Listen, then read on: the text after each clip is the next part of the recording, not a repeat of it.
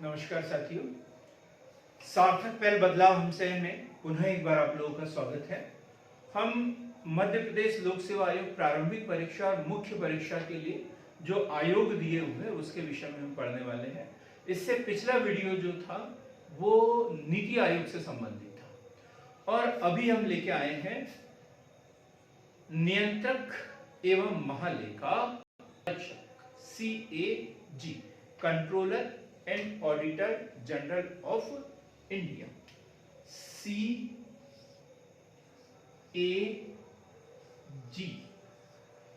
नियंत्रक एवं महालेखा परीक्षक, controller and auditor general of India. बार बार ये क्वेश्चन पूछा जाता है, प्री में भी और मेंस में भी। प्री में भी और मेंस में भी ये क्वेश्चन पूछा जाता है। मुझे अच्छे से याद है 2019 का जो प्री हुआ था उसमें क्वेश्चन आया था कि CAG के कार्य किस अनुच्छेद में दिए हुए हैं, और सबने ये याद करके रखा है। CAG मतलब अनुच्छेद 148, भारतीय संविधान का अनुच्छेद 148। और अक्सर ये क्वेश्चन, जब भी ऐसे क्वेश्चन बनते हैं तो उसमें जो सबने रटा हुआ है वो बात उसमें जरूर दी जाती है और क्वेश्चन उससे थोड़ा सा हटके पूछ लिया जाता है। और कार्य जो दिए हुए हैं वो अनुच्छेद 149 में दिए हुए हैं। तो मित्रों, हम इस वीडियो में जो है शुरू से लेकर अंत तक एक एक कंडिका के ऊपर कि अनुच्छेद 148 में क्या प्रावधान है, अनुच्छेद 149 में क्या प्रावधान है, अनुच्छेद 150 में क्या प्रावधान है, अनुच्छेद 151 में क्या प्रावधान है, कौन कौन से लेखे जो है CAG द्वारा जारी किए जाते हैं, ये अपनी रिपोर्ट किसे सौंपता है, वो रिपोर्ट कहाँ प्रस्तुत की जाती है, उसके ऊपर प्रतिवेदन कौन देता है, ये सारी बातें हम शुरू से लेकर अंत तक इसमें पढ़ेंगे। हमारा जो ये वीडियो होगा थोड़ा सा लंबा होगा, क्योंकि जब हम किसी चीज को पूरा पढ़ते हैं तो उसे पूरा समय देना भी अति आवश्यक होता है। तो बिल्कुल भी हमारे इस वीडियो को स्किप न करें, शुरू से लेकर आखिरी तक हमारे साथ में बने रहिए। और अंत में जब पूरा वीडियो खत्म हो जाए तो कमेंट में ये जरूर लिखिए कि सर इसमें ये कमी रह गई, ताकि मैं उस कमी को दूर कर सकूं। चुपचाप से वीडियो देख के भूलना नहीं है, मुझे कमेंट जरूर करना है। यदि अच्छा लगा तो भी मुझे बताना है कि ये वीडियो हमें आपका बहुत अच्छा लगा है। तो हम बात करेंगे नियंत्रक एवं महालेखा परीक्षक। तो जो वर्तमान में जो संविधान है उसके भाग 5 में और इससे संबंधित जो अनुच्छेद है, अनुच्छेद तो वो है अनुच्छेद 148, अनुच्छेद 149, अनुच्छेद 150 और अनुच्छेद 151। तो हमें 4 अनुच्छेद इसके पढ़ना है, अनुच्छेद 148, अनुच्छेद 149, अनुच्छेद 150 और अनुच्छेद 151। साथ ही हमें यह भी देखना है कि इसका इतिहास क्या है, इतिहास कब से ये पद हमारे सामने आया है। तो सबसे पहले हम इसका इतिहास देखेंगे कि नियंत्रक एवं महालेखा परीक्षक CAG का जो पद है वो कब हमारे देश में आया है। तो हम बात करते हैं लॉर्ड कैनिंग के समय में। सबसे पहले देखते हैं 1856 में और लॉर्ड कैनिंग के समय में ब्रिटेन के महारानी द्वारा इसकी घोषणा। 1856 लॉर्ड कैनिंग, याद करेंगे हम इसे, कैनिंग हिस्ट्री में पढ़ा है कि 1856 में ही जो है लॉर्ड डलहौजी भारत के गवर्नर जनरल थे और उसके स्थान पर लॉर्ड कैनिंग को भारत का गवर्नर जनरल नियुक्त किया गया था। और इन्हीं के समय में 1857 में जो है प्रथम स्वतंत्रता संग्राम हुआ था, 1857 में। तो इसी इसके समय में लॉर्ड कैनिंग के समय में जो है ब्रिटेन की महारानी, कौन सी, ब्रिटेन की महारानी द्वारा CAG के पद की घोषणा की गई कि कंपनी जो है भारत में विभिन्न प्रकार के व्यय करती है, तो कितनी आय प्राप्त करती है, कितना व्यय होता है, तो इसके ऊपर कोई नियंत्रण तो हो। तो इसके लिए सीएजी नामक पद को जो है गठित करने की बात की गई। आज भी हमारे देश में ये विवाद उठाया जाता है कि सीएजी का जो पद है ये अंग्रेजों के जमाने का पद है, तो इसे समाप्त कर देना चाहिए। 2021 में भी ये मामला उठा था कि सीएजी के पद को समाप्त कर देना चाहिए। तो हम बात कर रहे हैं 1856। हम देखते हैं 1858, दूसरा सन इसके बाद देखेंगे 1858। 1858 कब? जब 1857 की क्रांति हुई, महारानी की घोषणा, और उसमें यह बोला गया भारत परिषद अधिनियम 1858। और इसमें क्या किया, जो भारत के जो अंग्रेजों के जीते हुए प्रदेश थे, इसे ब्रिटेन की महारानी के प्रदेश कहे गए थे। और डायरेक्ट अब भारत पर शासन जो है अब कंपनी का नहीं रहा, ब्रिटेन की महारानी का शासन हमारे देश में शुरू हो गया था। और तब ये बात आई थी 1858, भारत परिषद अधिनियम। और इस अधिनियम के तहत सीएजी के पद का गठन किया गया। दोनों बातें पड़ी, घोषणा कब हुई? 1856 में, और बना कब? 1858। अच्छे से याद करना है, एक एक चीज समझना है। 1856 में घोषणा हुई और 1858 में इस पद का सृजन किया। फिर एक सन हमें और मिलता है यहाँ पे 1866, 1866, और इसका नाम बदलकर कर दिया नियंत्रक एवं महालेखा परीक्षक। नियंत्रक एवं महालेखा परीक्षक, नियंत्रक एवं महालेखा परीक्षक, ये नाम कब हुआ? 1866 में। तो फिर 1858 में भारत परिषद अधिनियम के तहत जब इस पद का सृजन हुआ था, तब क्या नाम था? तो तब नाम था इसका महालेखाकार कार्यालय। शुरुआत में इसका नाम का क्या था?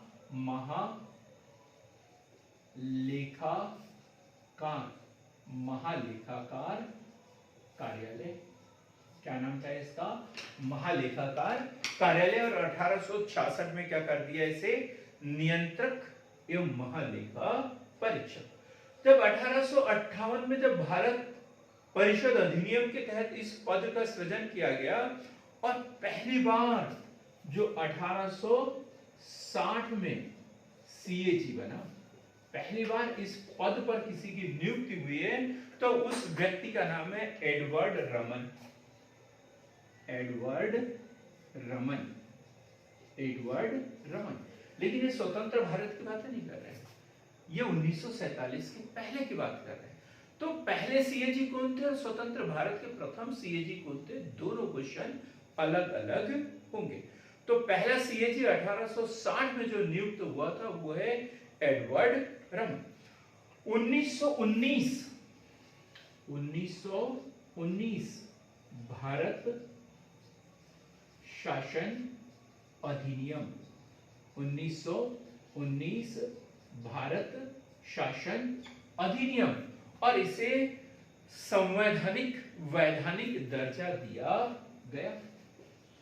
अब इसे वैधानिक दर्जा दिया गया। वैधानिक दर्जा कब दिया गया? संवैधानिक बात नहीं कर रहे हैं, विधान बनाया गया था। क्योंकि भारत के संविधान की यात्रा जब हम पढ़ते हैं तो 1919, 1909, 1919, 1935 ये अधिनियम पढ़ते हैं। तो ये वैधानिक दर्जा कब दिया? 1919 में से वैधानिक दर्जा दिया गया, और सरकारी नियंत्रण से मुक्त भी कर दिया गया। साथ ही सरकारी नियंत्रण से मुक्त कर दिया गया। सरकारी नियंत्रण से इसे मुक्त कर दिया गया। अब 1935 भारत शासन अधिनियम। 1935 का भारत शासन अधिनियम।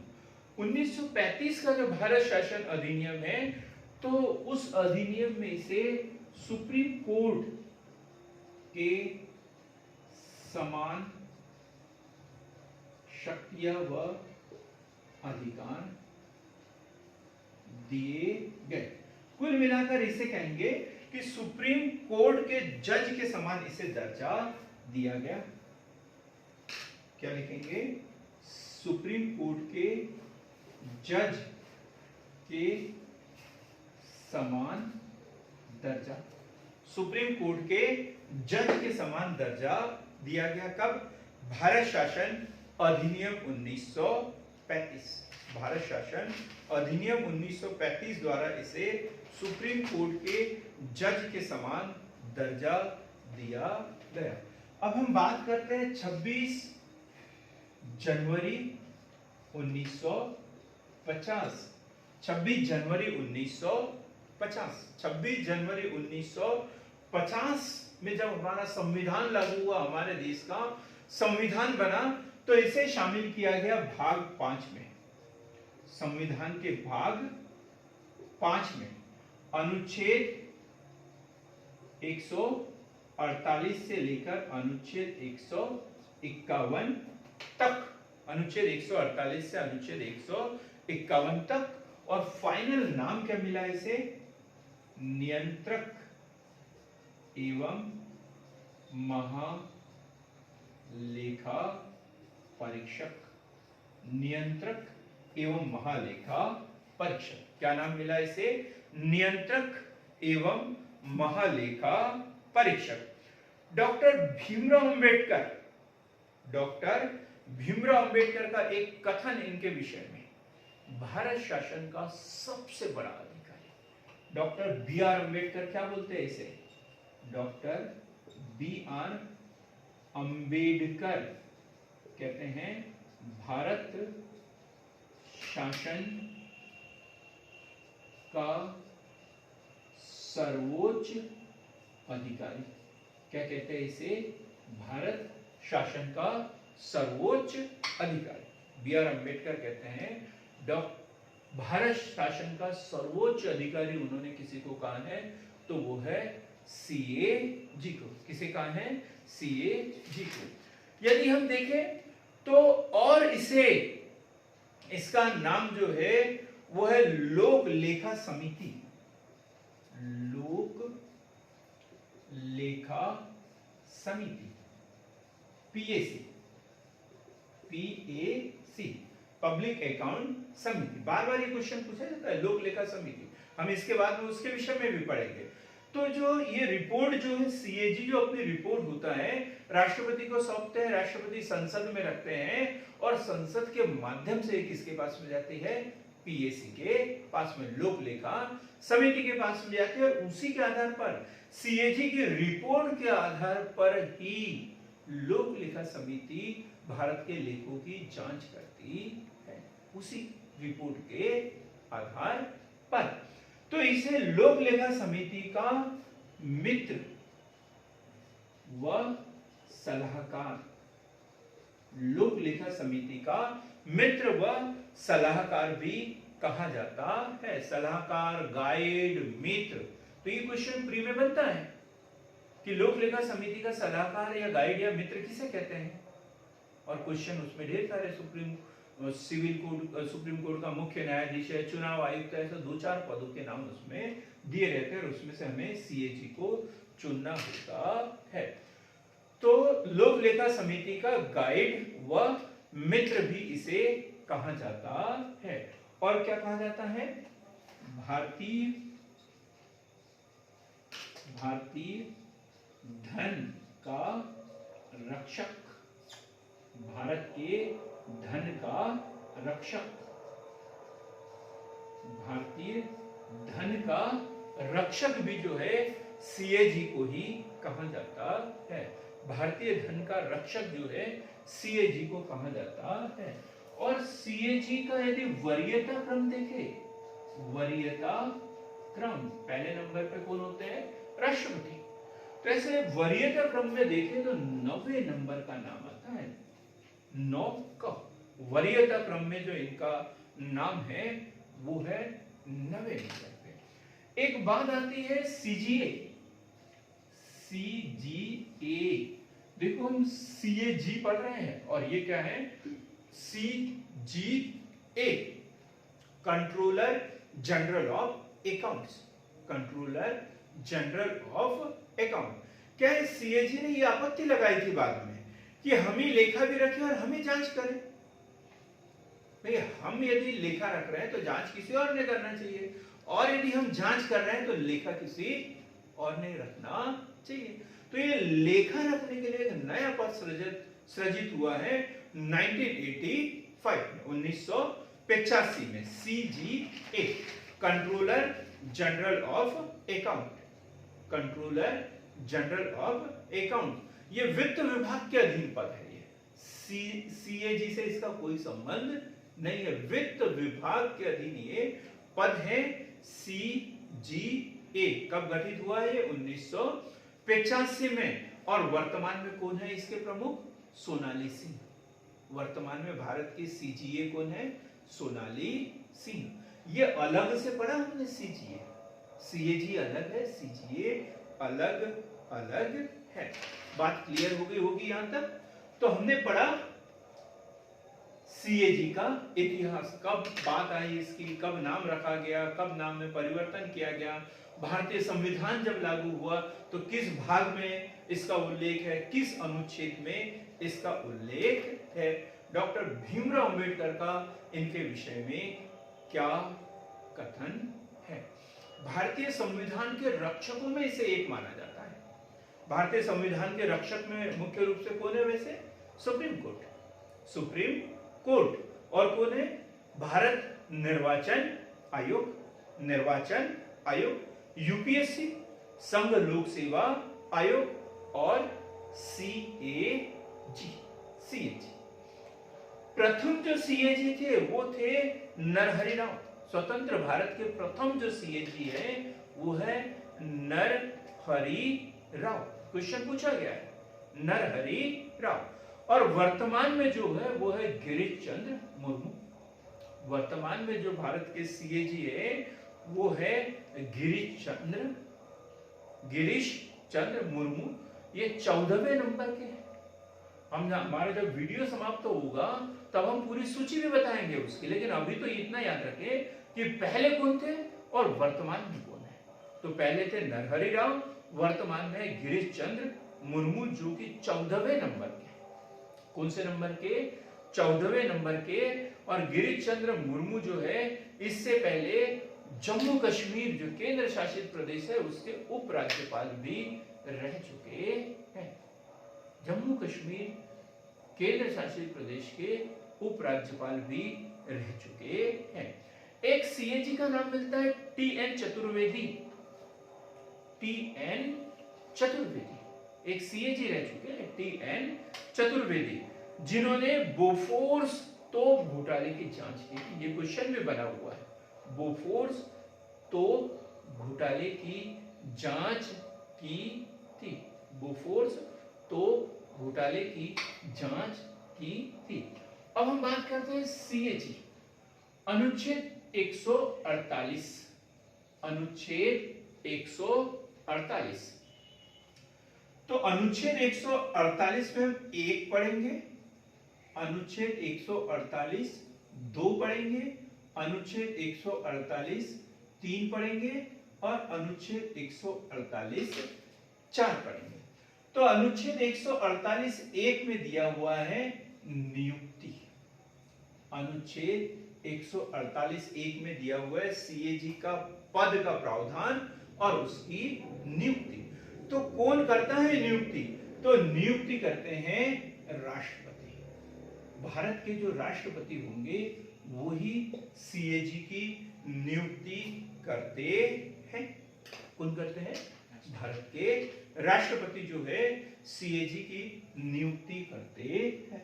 अनुच्छेद 148 2 में दिया हुआ है शपथ। क्या दिया हुआ है? शपथ। और कौन दिलाते हैं इन्हें शपथ? वो भी दिलाते हैं भारत के राष्ट्रपति। भारत के राष्ट्रपति उन्हें शपथ दिलाते हैं। को किस चीज की शपथ दिलाते हैं राष्ट्रपति इन्हें?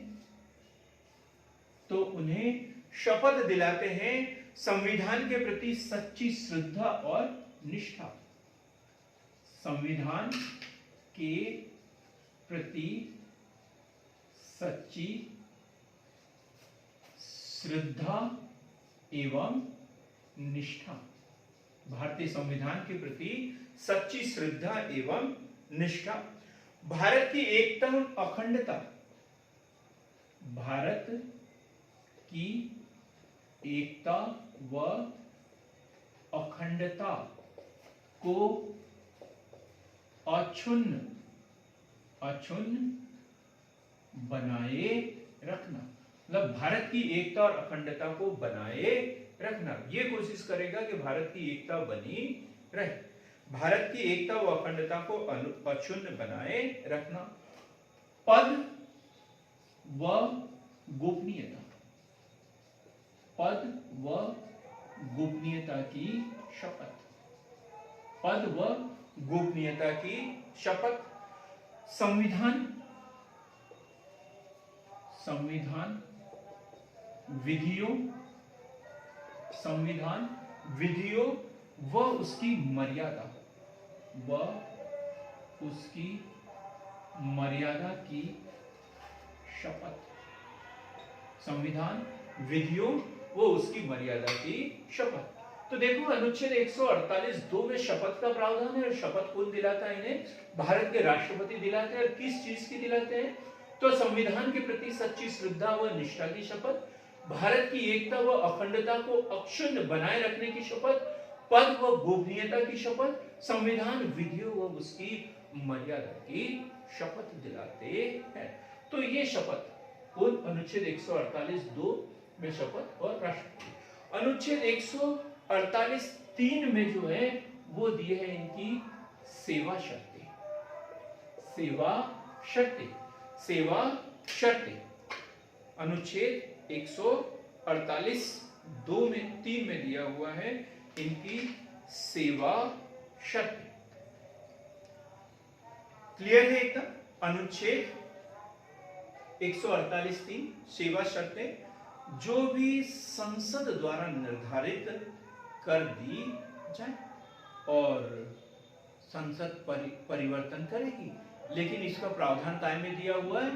स्पष्ट संविधान में दिया हुआ है। अनुच्छेद 148(3). अब हम देखते हैं अनुच्छेद 148(4). अनुच्छेद 148(4)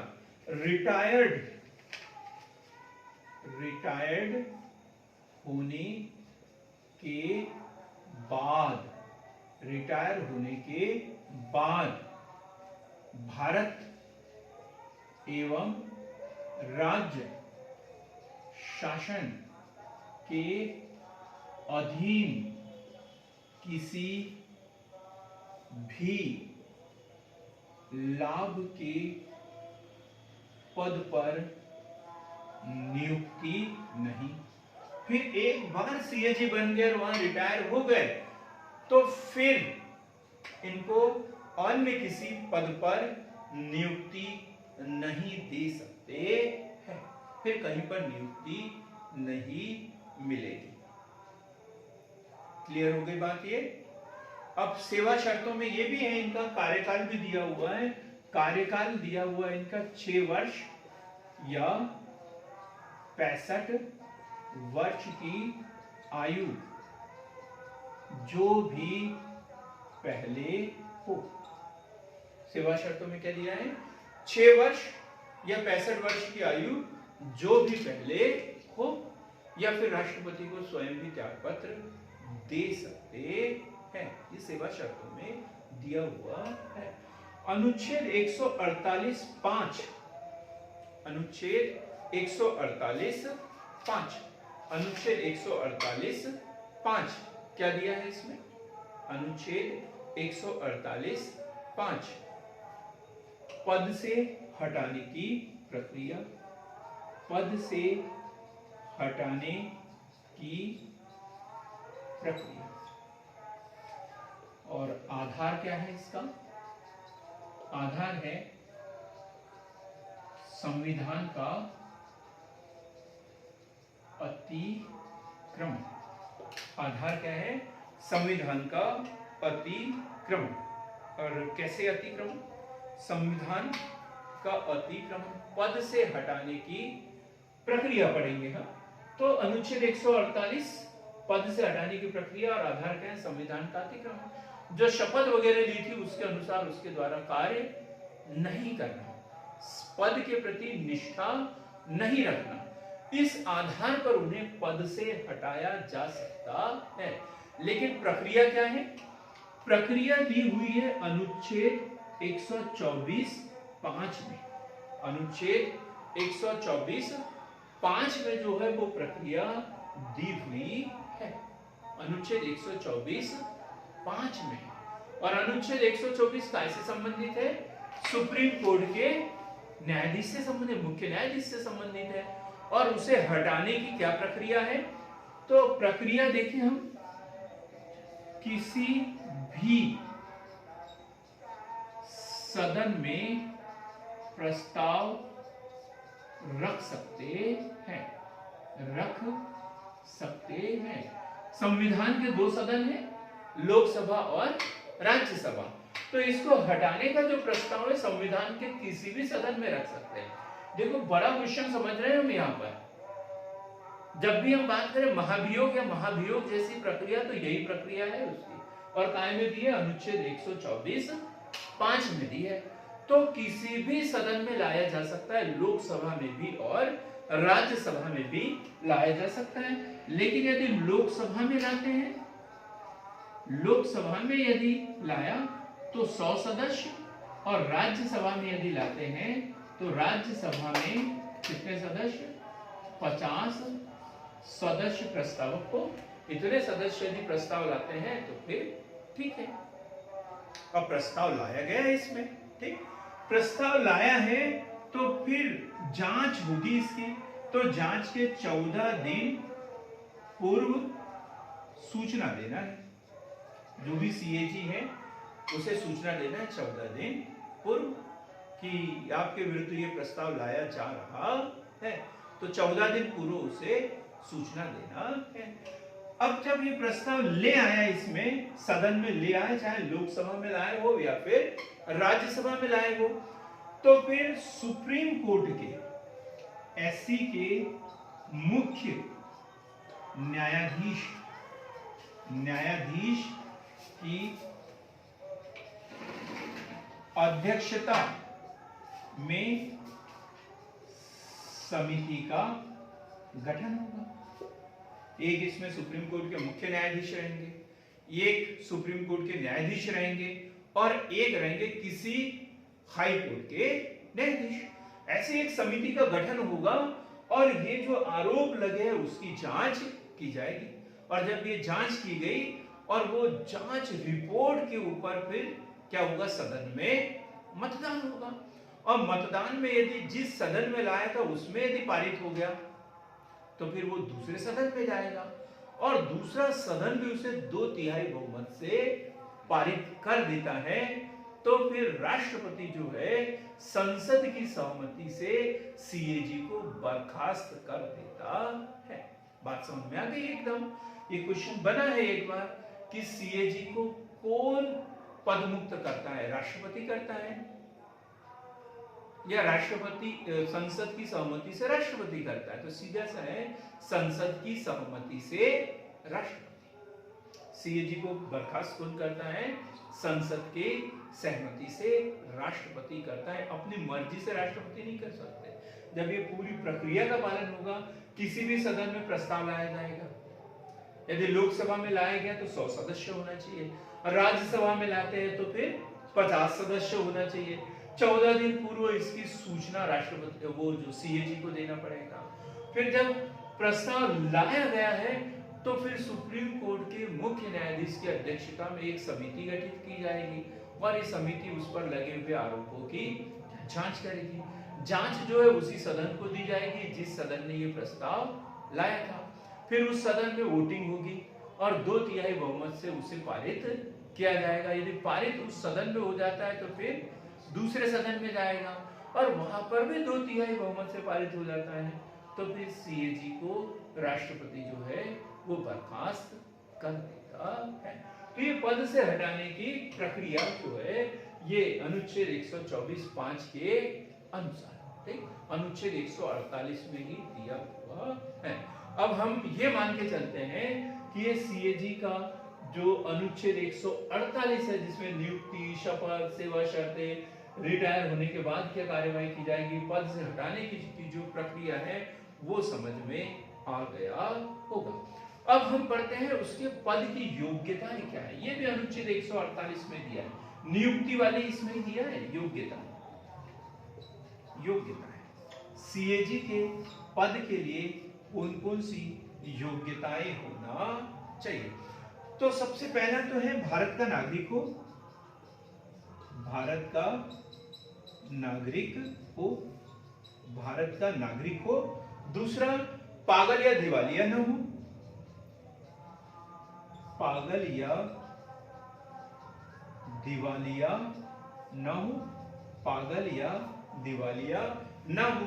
लाभ के पद पर न हो, लाभ के पद पर न हो। लाभ का पद मतलब जिसे भी केंद्र सरकार या राज्य सरकार के संचित निधि से यदि उसे वेतन दिया जा रहा है तो वो क्या होगा, लाभ का पद। लेकिन कई पद ऐसे हैं जिसे संसद द्वारा विधि बनाकर लाभ के पद के दायरे से बाहर रखा गया है। जब हमारा एक वीडियो आएगा जिसमें लाभ का पद ही पढ़ेंगे तो उसमें इसे एकदम क्लियर कर देंगे। तो लाभ के पद पर न हो।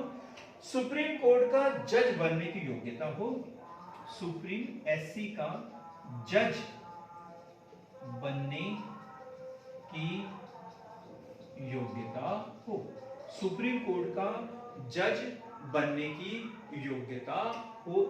राष्ट्रपति की नजर में, राष्ट्रपति की नजर में क्या हो, वित्त का ज्ञाता हो, राष्ट्रपति की नजर में वित्त का ज्ञाता हो, राष्ट्रपति की नजर में वित्त का ज्ञाता हो।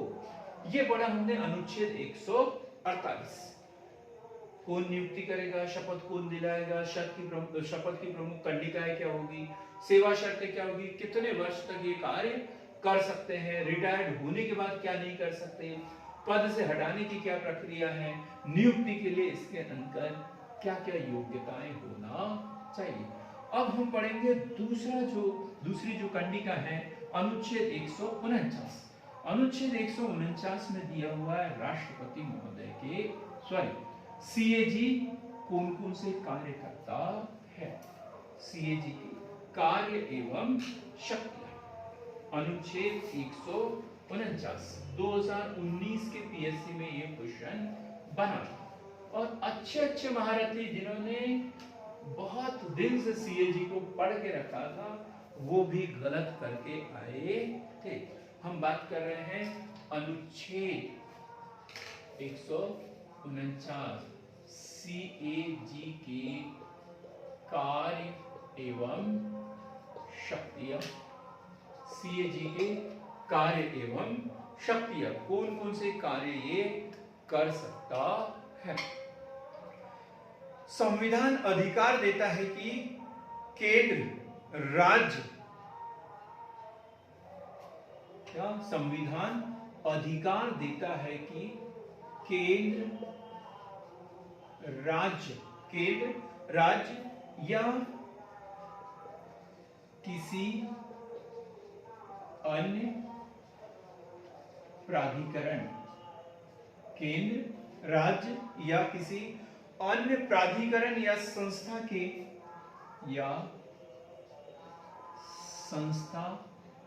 के लेखे को व्यवस्थित करे, लेखे से संबंधित मामले को व्यवस्थित करे। मेंस का क्वेश्चन है ये, है ना, तो ये हमें याद रखना है। विधिवत जैसा मैं लिखवा रहा हूं सेम वैसे। भारतीय संविधान से अधिकार मिला है इसे, क्योंकि संवैधानिक पद है, संविधान में दिया हुआ, तो संविधान के तहत केंद्र, राज्य या किसी अन्य प्राधिकरण या संस्था के लेखे से संबंधित मामले को व्यवस्थित करे। ये जो शक्तियां मिली हुई है सीएजी को, इसमें संशोधन किया गया है और महालेखा परीक्षक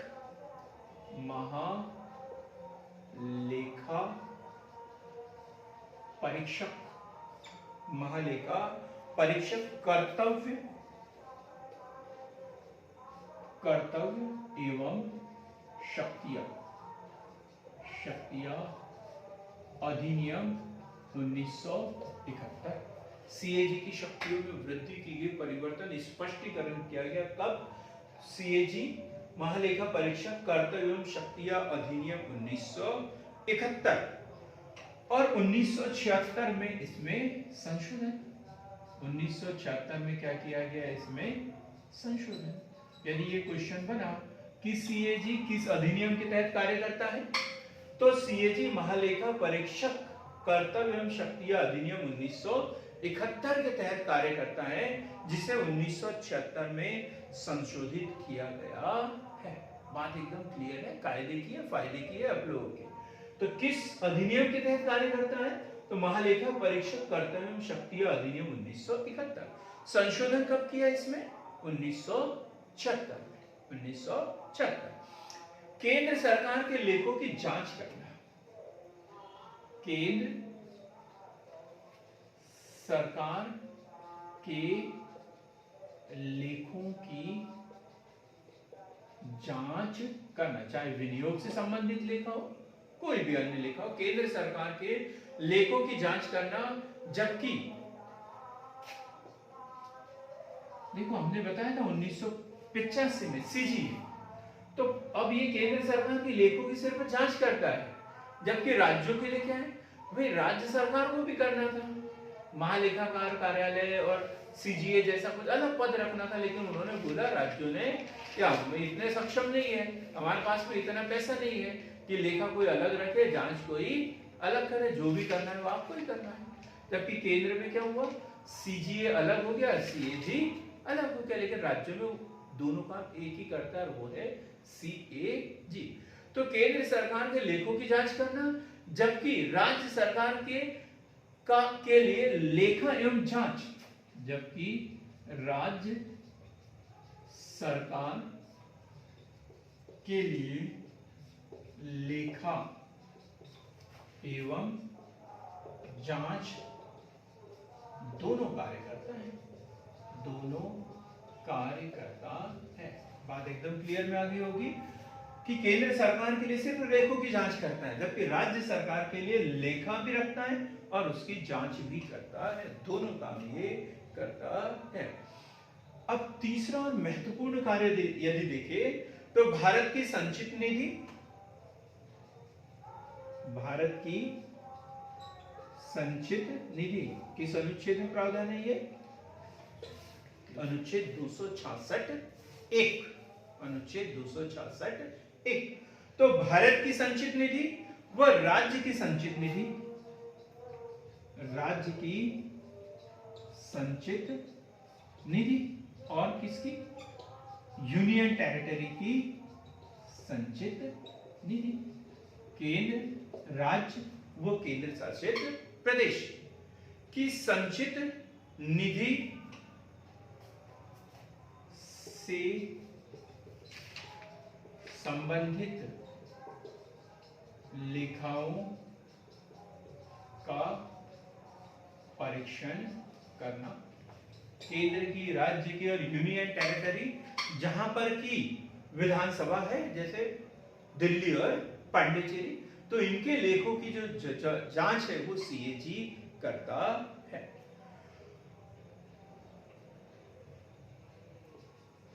भारत की व राज्य की आकस्मिक निधि, ये काय में है? अनुच्छेद 267। तो राज्य की, भारत की व राज्य की आकस्मिक निधि के व्यय की जांच करना, आकस्मिक निधि के व्यय की जांच करना, व्यय की जांच करना, भारत की व राज्य की आकस्मिक निधि के व्यय की जांच करता है। केंद्र सरकार, केंद्र सरकार, राज्य सरकार, केंद्र सरकार राज्य सरकार के सभी ट्रेडिंग के सभी ट्रेडिंग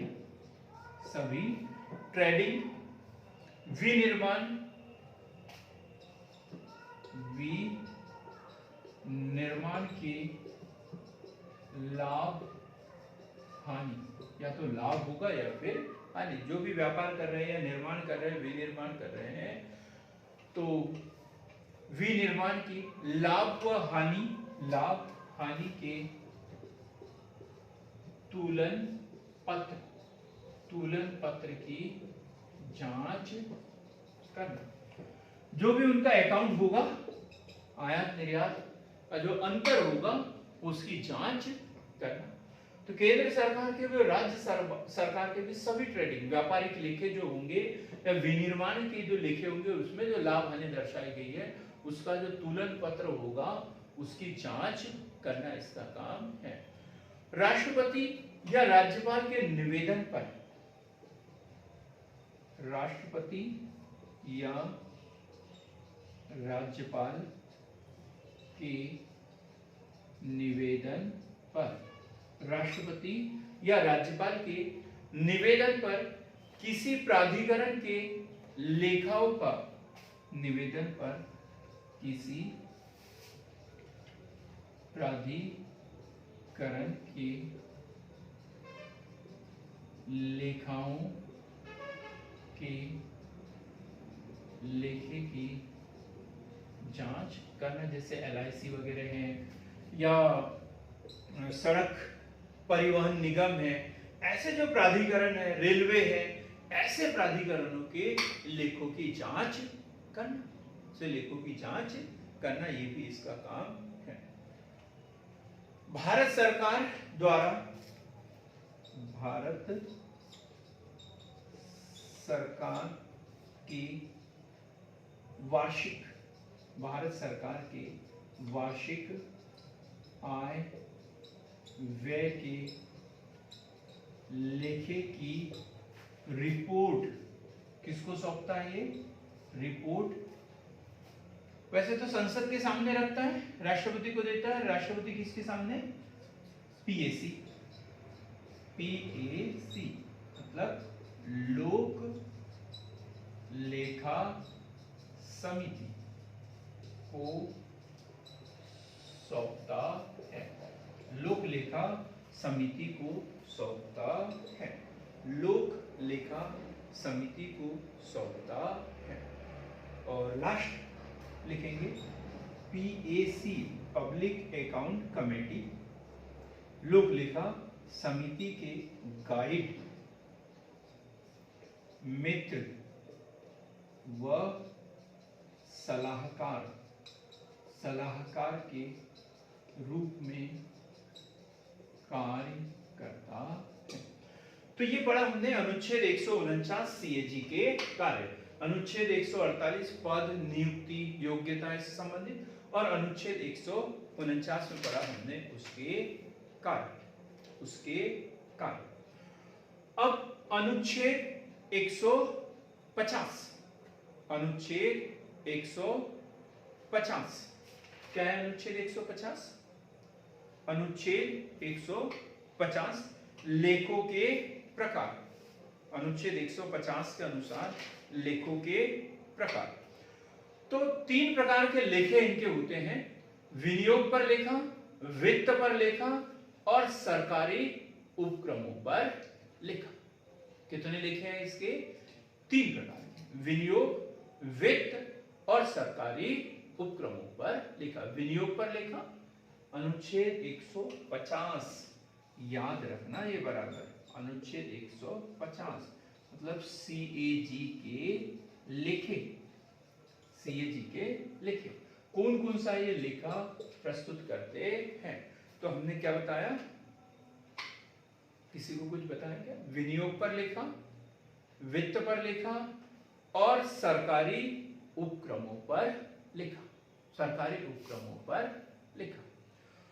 अब यहां पर एक क्वेश्चन, हमारा बड़ा क्वेश्चन छूट गया है, ये अक्सर एग्जाम में पूछा जाता है, ये सेवा शर्तों में ही होता है इसके, और होता है सीएजी की स्वतंत्रता हेतु प्रावधान। सीएजी की स्वतंत्रता हेतु प्रावधान, ये ढेर सारे क्वेश्चनों में पूछा जाता है। सेम ऐसे ही प्रावधान है जैसे मुख्य निर्वाचन आयुक्त की स्वतंत्रता के लिए, सूचना आयोग की स्वतंत्रता के लिए कौन से प्रावधान है। तो ये क्वेश्चन अक्सर मानव अधिकार आयोग जो स्वतंत्र रूप से कार्य करे इसके लिए कौन कौन से प्रावधान है। तो सबसे पहला है कार्यकाल की सुरक्षा।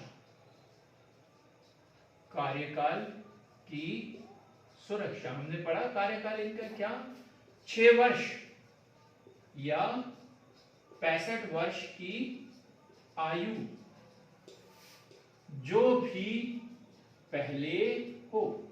इसके बीच में सरकार चाहे भी तो इसको नहीं हटा सकती, ये स्वयं त्याग पत्र दे सकते हैं, या इन्होंने कोई गलती हुई की हो और वो यदि पारित हो जाए तो फिर इसे हटा सकते हैं। वैसे सरकार जो है जानबूझ के इनके कार्यकाल को कम नहीं कर सकती है। जब सरकार के दबाव में नहीं है तो फिर ये किसी के दबाव में नहीं हो सकता। ये स्वतंत्रता संबंधी प्रावधान मतलब ऐसे कौन से प्रावधान है जिसके अनुसार ये किसी के दबाव में काम नहीं कर सकता। तो पहला कार्यकाल क्या है, पहला क्या है, 6 वर्ष या 65 वर्ष की आयु का कार्यकाल। अब डर जिसको होगा कि मेरा कार्यकाल खत्म कर देंगे तो वो सरकार के दबाव में आए। जब इनका कार्यकाल कोई खत्म ही नहीं कर सकता तो ये किसी के दबाव में भी नहीं हो सकते। तो सबसे पहला कार्यकाल, कार्यकाल की सुरक्षा। फिर दूसरा क्या पढ़ा अपन ने, कार्यकाल पूर्ण होने पर नियुक्ति पर प्रतिबंध। नियुक्ति पर प्रतिबंध हमने पढ़ा कि इनका जब कार्यकाल पूर्ण हो जाता है 6 वर्ष का या 65 वर्ष की आयु, तो वे भारत सरकार या केंद्र सरकार, राज्य सरकार के अधीन किसी भी लाभ के पद पर इन्हें नियुक्त नहीं किया जा सकता है। क्लियर हो गई बात। तीसरा है वेतन व भत्तों में अलाभकारी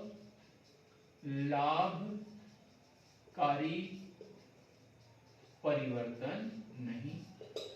वेतन और भत्ते जो इसमें वृद्धि कर सकते, कमी नहीं कर सकते।